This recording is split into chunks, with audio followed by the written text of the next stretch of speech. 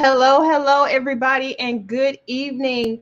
Thank you so much for joining me. I am Lynette M. Bradshaw, and I'm the visionary author of the Dear Me, I See You anthology. And tonight is a special night because tonight I will be spotlighting one of the co-authors in the anthology, and I am super excited about it.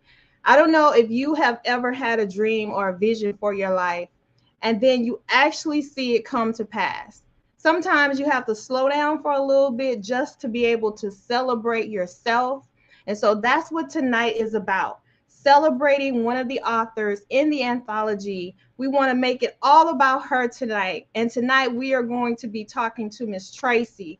I'm going to bring her up here shortly so she can tell us about herself.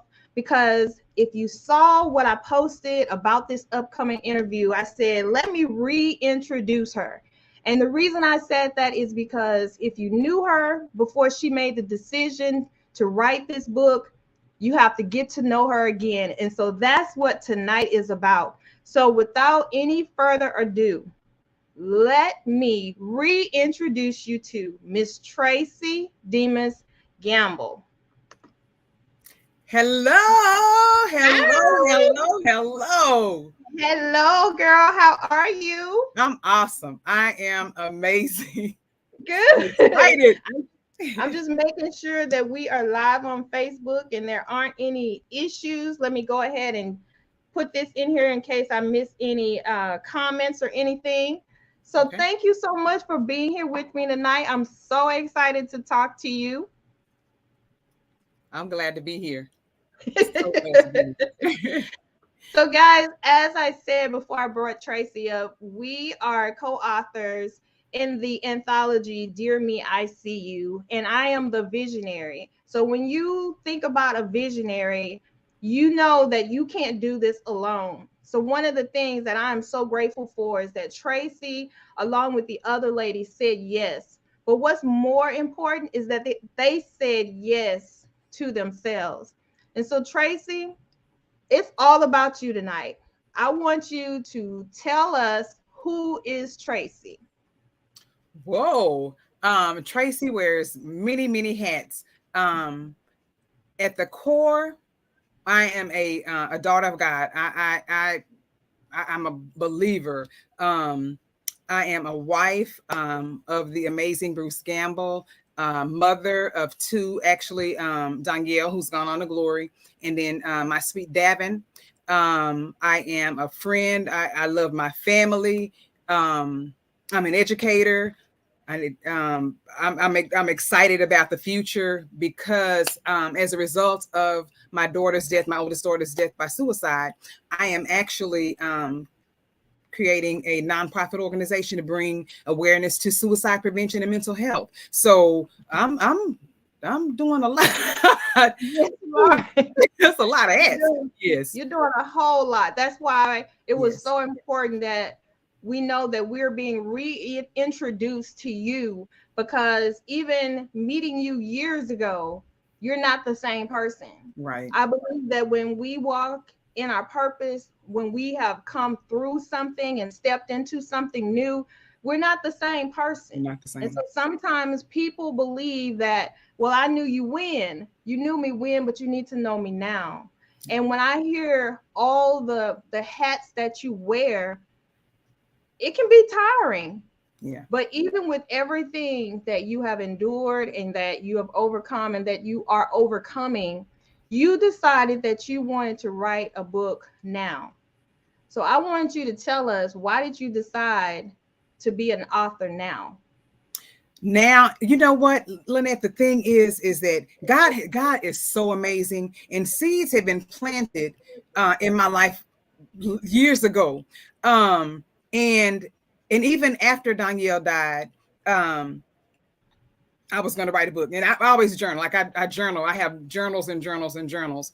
But after going through 12 years since she passed away, and then everything that happened even in those 12 years, God said now is the time. Like, because I felt like when it comes to mental health, and that's a really big deal and a really personal subject with me, because of all the the diagnoses that I have myself since the trauma, since Danielle's death, and even probably before, with the depression, deep depression, post-traumatic stress disorder, anxiety disorder, all these different diagnoses that I've been given that I had to fight my way through to get to the point where I could write and talk about it. So I'm so grateful to God that even after 12 years, in this, I'm finally able to see the light. And so now it is time to show people. And one thing for sure is that I never want anybody, and I know that I can't prevent this, but I can try to help who I can. You know, we can only help who we can help.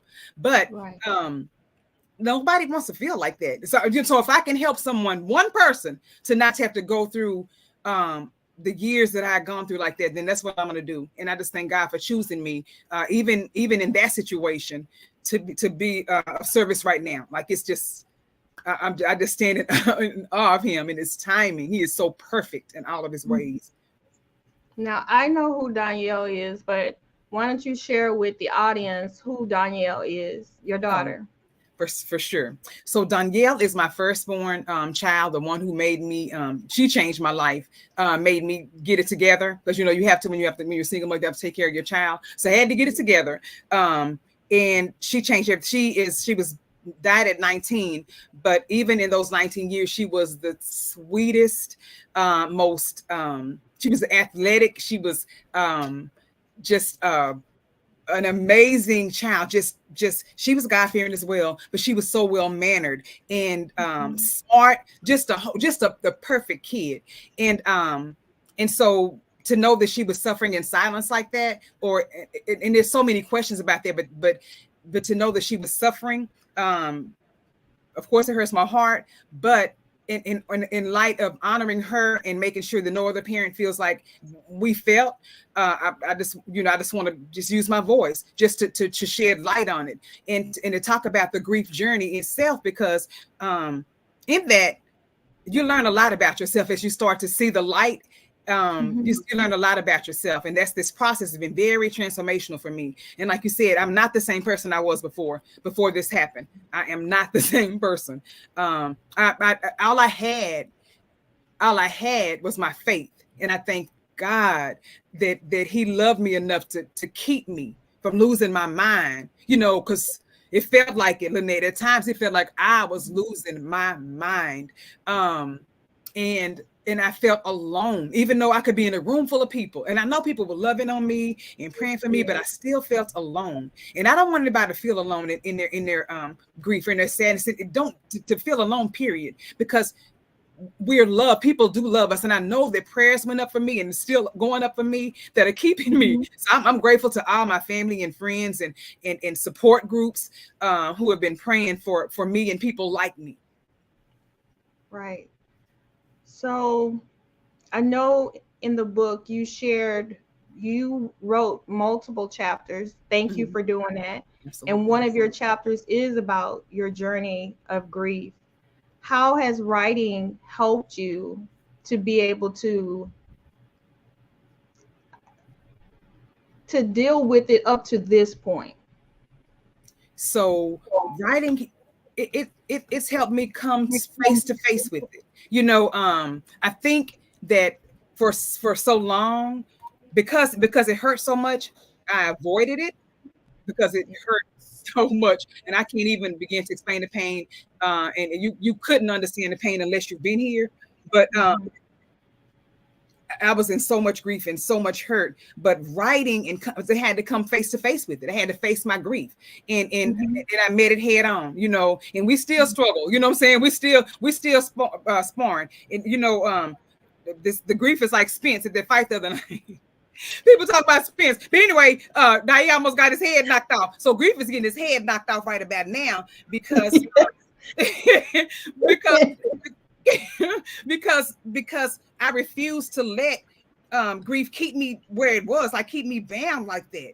And so it's helped me come face to face with myself. It's helped me, you know, even go back and look at some other traumas that I had to overcome and I had to deal with as well. So it's been very transformational for me. Writing has been, and not only is it transformational and therapeutic, but it's a way to help somebody else. Like a book can go all the way around the world. So, and that's what I'm praying. That's my prayer, is that it will go all the way around the world. But that'll help somebody else in their grief. So that is what it's all about for me. Right. I know that grief comes in stages. Yes. And even if you have endured something that someone else has endured, you still don't know how they feel. Right. And to me, grief doesn't have an expiration date. It shows up in different ways at different times.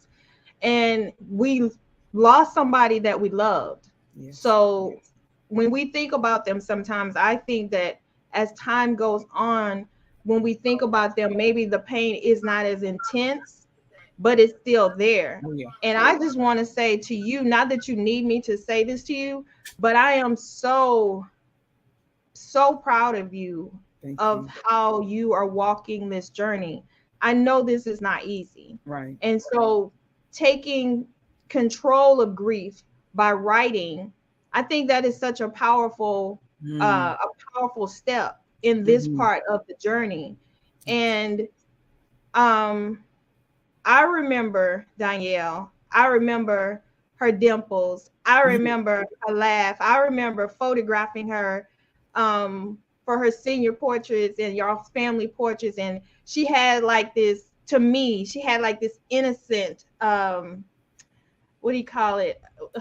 When you make people laugh, like she didn't have to try hard right. to make you laugh. She may look at you the same way with the same face, but what she said really made you laugh. So I'm glad that I was able to experience her in my life when I did, and to see her mom where she is now in her journey. I know that she is so proud of you. Thank you for every step that you are taking, that you have taken, and that you will take to get through this process, because I know that it hasn't been easy. You are an amazing woman, and I don't just say that because you're my friend, but you are. Thank you so much. Because I know you have come across people who feel at some point you should not cry as much, or the grief, you should be in this place. What have you experienced about that for yourself in dealing with something like that? Or people not really knowing what to say to you when you lost a child in the manner that you did?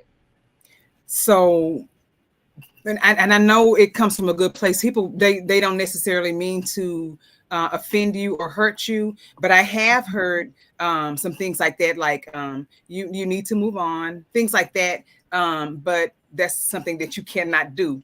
You cannot move on.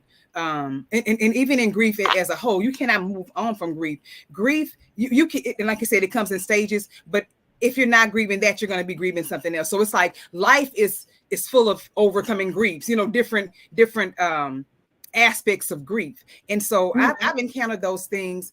But the best thing to do is just to be there for that person. Like, people don't have to offer advice or anything, because it's hard to offer advice for something you haven't really experienced. You know what I mean? And even if you have, the relationships are different. Your relationship is different with your child than mine, than mine is with my child. So everything is different. So allow people to whatever they need. Try to be a safe place for them. One of the things that for me is I found that I didn't trust people. I stopped trusting people. And I felt like everybody was, I don't know. I just felt like I was on an island. I couldn't trust anybody to get me off of that island. And all I had was my faith. But coming in, just be there for people. Like, you don't have to just hug them, hold them, just let them know you love them, that you'll be there, and just ask them what they need, as opposed to you telling them what they need. I say to people, you need to be around this and you need that. Well, no, not right now. I don't. That's not what I need. So and I think another thing is to listen to people. Sometimes people speak without speaking. And so if we learn to communicate and even read people's facial expressions, because I'm really big on facial expressions. Like, you can read my face on facial expressions, but just that, I think just to be there for that person, and it just means just to sit there. If you have to sit there on your phone, you know what I mean, just Yeah. be there. Sometimes we just need people just to be there and to hold us, but not necessarily to give us advice. Just be in the presence, because in case I do need something, you'll be there for me. Mhm. But that's my encounter with it. But I know people have, because of their love for me and their love for Danielle, that they didn't mean any harm. They just didn't know what to do, what to Right. say. So just say nothing. You don't know what to say, just say nothing. I'm here for you, whatever you need. And that's it, really. Yeah, it's That's that it. simple. Well, I know you wrote your chapter on grief. What is the title of it? Breaking Your free from the Yes, it's breaking free from the bondage of grief. okay. Do you want to share just a little short passage from your chapter with us? Absolutely, absolutely. Let me go ahead and Okay. the screen here. Just a few. Okay. So I'm just going to do just a few lines. It says that say, you don't get over the death of your child. You learn to live with it. I applaud you for not giving up. I honor you for keeping your faith. I celebrate you for pressing on. You are so much stronger than you realized. You have so much more to live for. You have so much love to give. I know you didn't think you'd ever come to this place of healing, yet here you are. I love that. So, guys, if you didn't know, the Dear Me, I See You anthology is a collection of intimate letters from a woman's heart to the little girl within. And the little girl within doesn't have to be from childhood, it can be the younger part of yourself that has experienced grief, loss, depression, who's gone through divorce. Those parts of us get locked away when we go through life. We sometimes we learn how to pack that part of ourselves away in order to survive. And just imagine that from your heart you're speaking to the part of yourself, Traci, that went through the loss of a Yeah. child. The parts of you that you sometimes may have had to push aside in order to survive the moment. And in your chapter you're speaking to that part of yourself. And I would just, I know you guys would really enjoy reading the whole chapter in her book, because it's amazing when you take control of the emotions. You take control of where do you go from here by dealing with the things that you put away to survive the moment. Mm-hmm. um for you guys who are watching, whether you're watching this on the replay or watching this live, you can support Traci as we are in pre-orders for the Dear Me I See You anthology. I have put a link in the comments, as well as there's a banner going beneath this video where you can support Traci. That link goes directly to her. We are almost done with pre-orders. We'll be releasing the ebook here soon, and the book is set to be released in September. But I know that she would love your support. If you have already purchased, share this video out. That's another way that you can support her, so that other people have the opportunity to hear her story. Many of us are going through different stages of grief, and you'll really be surprised how your message can help someone else. So y'all support her by sharing this video out, letting her know that you hear her. Not only you hear her, but you see her, because today you're being reintroduced to her. She's brand new. I was Brand new. trying to think of the song when I was writing out the captions about she's different. That's what I wrote. She's different. Yes, she's different, because going through these experiences, it changes us. Yes. It Yes. changes us. And if we don't, go back for that part of ourselves and pull that part of ourselves with who we are now, we can get lost in that season of our life and not be able to function at our best. And it's not even about trying to be perfect and, not trying to do what people think you should do when you're going through heartache, but, taking control of yourself, of your heart, of your spirit, and doing what you need to do so there's no more division within yourself. Yeah. So I applaud you for wanting to share this part of your journey with us when, we're talking about grief, because sometimes talking about grief can be a little taboo, you Yeah. know people don't know what to say, or they say what they've always known or what they think they should say. And sometimes we just need to ask ourselves, am I saying this because of what I was told, and how is this going to affect this particular person when I say it? And like you're saying, sometimes just sit with me. Just sit with me. Just have a normal conversation with me. Yeah. I also So, found, go ahead. I was going to say, I also found that people were people didn't want to bring her up. I didn't want to bring her up because I didn't want to make you sad. Well, listen, sweetie, you cannot make me. There's no way that you could make me more sad than I've already been. So and I think that mothers love that people remember their babies. We love that you can share, a moment that she made you laugh, or something that she may have done, or we love to hear that, because that reminds us of how special she was, but of how many people that she actually affected. And I'm so glad even her friends today are still in touch with me. I love that. They're just and so I get to honor her. I mean, we continue to honor her, and God promised me, Lynette, he promised me that her life nor her death would be in vain. And so that's what I walk in. I walk in his promise. And so I'm trying not to cry, but it's okay. He promised me that. He promised me that her life nor her death would be in vain. And I am that vessel. I am his vessel. And so that's my journey. That's my purpose now. And so with this transformational process, I've managed to take that grief, the heavy grief, and kind of spread it out where I can eat it. They say, if they say now everything you eat it, she ate that. Yeah. So that's what I'm spreading that grief on a piece of bread, and I'm eating it because, like you said, I've come to a place where I can take control of it, and I recognize now different triggers. For a long time, like I could not, a girls' basketball game. I couldn't even watch it on TV. I couldn't go by her school. I couldn't go by the graveyard. It just hurt too much. Like it hurt too much. I couldn't go up to 67. Like there are so many things that I just could not do. I'm so far past that now because I faced it, and I'm spreading it, like I said, and I'm digesting it little by little, because it does come in stages. And I do recognize the anger sometimes, and it took a long time to actually accept it. Somebody said, Traci, did you accept it? I was like, what you think? That's the anger.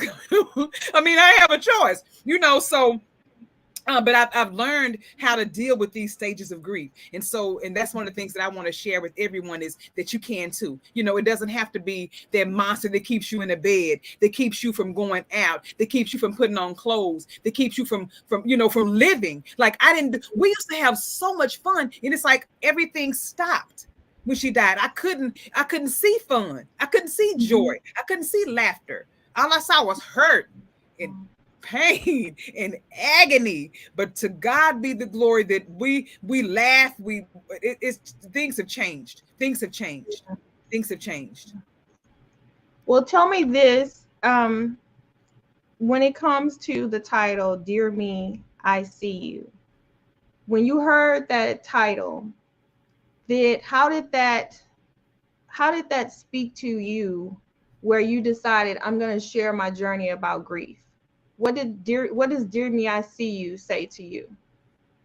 Dear Me, I see you says that to me. It says it's a coming. It's a like you come to yourself. It's a coming to, where I literally had to face some of those things that I had buried and suppressed. And so to say, I see you, I see where you were. And it's like, a lot of times when we have trauma or loss, it kind of stunts us. And so I felt like for 12 years, I've been stunted. And and even though, and the thing is, and one of the things people say, because I didn't respond the way they thought a person should respond. And I don't know who wrote the book on how to, you know what I mean? Like who, and so so that for me, I was like, and I was just doing what I knew to do. You know, I tried to keep going. And I had to. I still had Davin to raise. I still had a family, so I still tried to go. And then, but it's those quiet moments that the long time, you know. It's those times when God says He'll never leave you nor forsake you. He meant it. He meant it, because He has held me in the darkest of times. He has held me and kept me, like I said, from losing my mind, from taking my own life. He has. Whew, thank you, God. He has really kept me. But dear me, I see you says it's facing yourself. And so I went back to the place where I was. Yeah. And I agree, and I felt it all over again. And that's what helped, because I've been running from it for so long. For 12 years, I've been running from it. But now it's time to face it. It's time. And not only that, because like Davin is watching me. She needs to know, you know what I mean? She's watching me, how I respond, how I behave.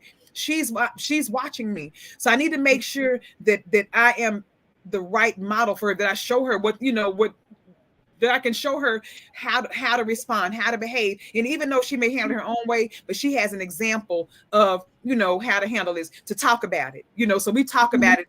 We talk about everything, there's nothing held back.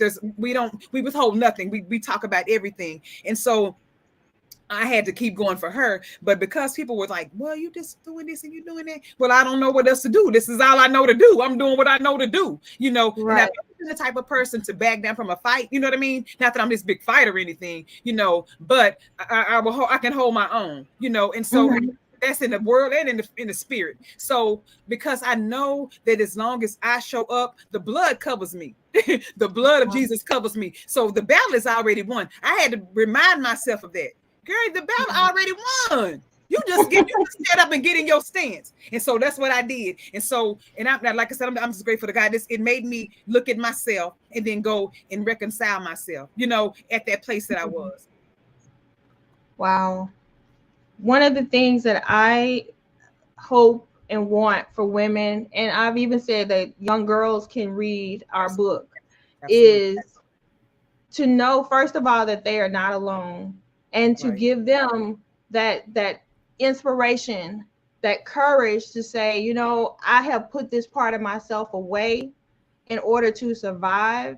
But if they can, reconnect with that part of themselves, I can do it too. It's so courageous when we stop running from what's inside of us and turn and face it. You turn the mirror to yourself. And by writing these letters, it wasn't that we were beating ourselves up because we weren't strong enough in that situation, or we stayed longer than we should, or we used other substances to get through the moment, whatever the case may be.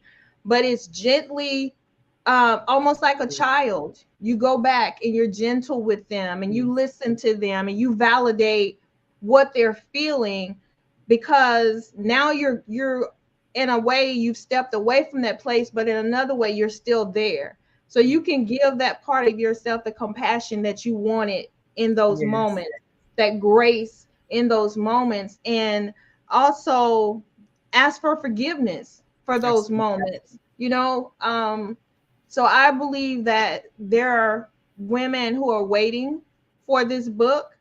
I believe that there are young ladies, because there are young teenagers, young girls that have experienced some hard things that's changed them. And I think that we touch on different areas from all of us that can speak to them and let them know, I don't have to hold this, and it doesn't have to control me anymore. That if I couldn't change what happened, I got the power in me now to change how it shows up in my life and how it affects me.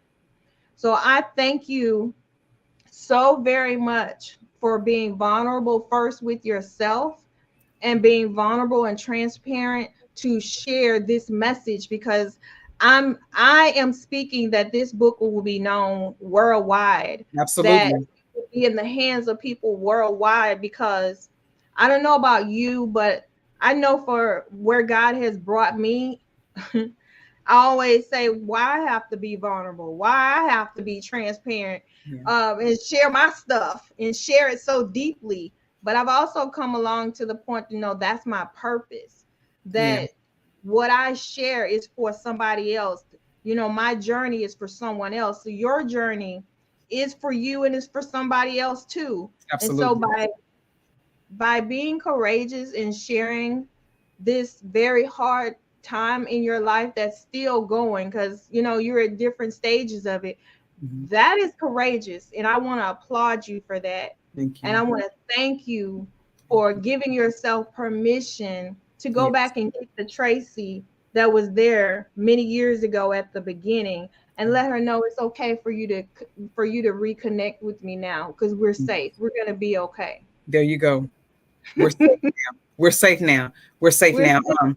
Thank you for that. Thank you again for the opportunity. Thank you for the doors that have been. I thank God for those been open as a result of partnering with you. Partnering with you. I thank God for your friendship. I thank God for your vision.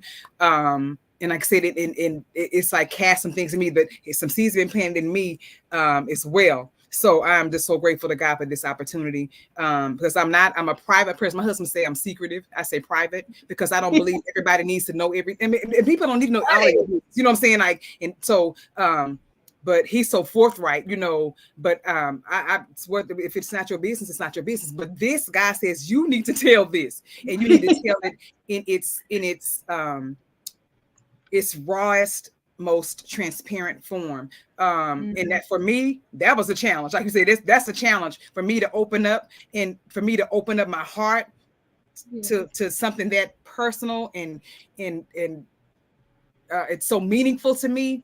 But as a child of God, I have to do what he says do. And I know, and because like I said, he promised me that her life nor death will be in vain, but also he's getting the glory.